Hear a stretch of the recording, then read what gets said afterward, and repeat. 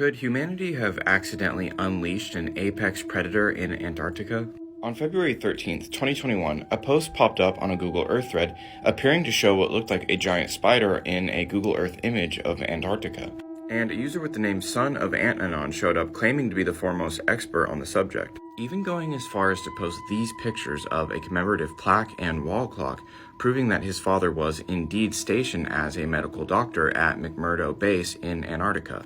If these videos about the paranormal, supernatural, secret, hidden history interest you, click the link in my bio and subscribe to my brand new YouTube channel.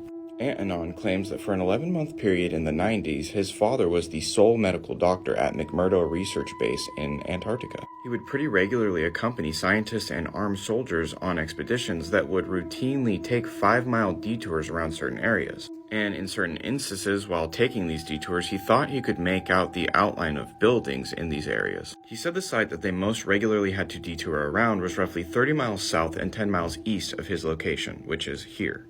During this thread, one of the other Anons in the chat started doing some Google Earth snooping in that exact area and found this bizarre giant monolith with the bottom half blurred out. The doctor befriended a 10-year veteran of the site, and once they were a little bit closer, he asked him, "Hey, why do we avoid those areas?" But the doctor just went pale and told him to shut up and then reported him to his commanding officer. Since Antanon's dad was the only medical doctor on site, he was also the pathologist, so the person that takes care of the bodies. And he was becoming very suspicious because he really didn't think this would be as big of a part of his job as it ended up being. There were a lot of casualties and some really strange injuries, like fully severed limbs and bodies found in half. But conveniently, since the remains were almost always frozen, he was always instructed to list the cause of death as hypothermia.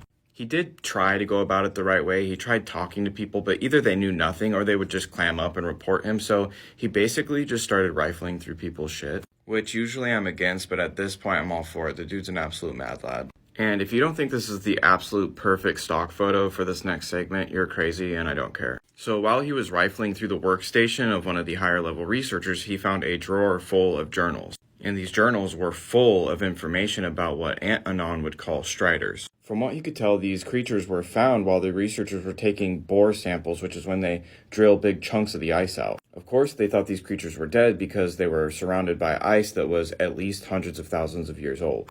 But of course, upon thawing them out, a couple of them animated and violently escaped and had since become a huge nuisance for anyone or anything operating within that area of the research base. Now, Antanon's dad would go on to discover a lot more about these spiders, and it kind of seems like they're just one of many entry points into why Antarctica is so secretive and important. So comment part 2 if this interests you.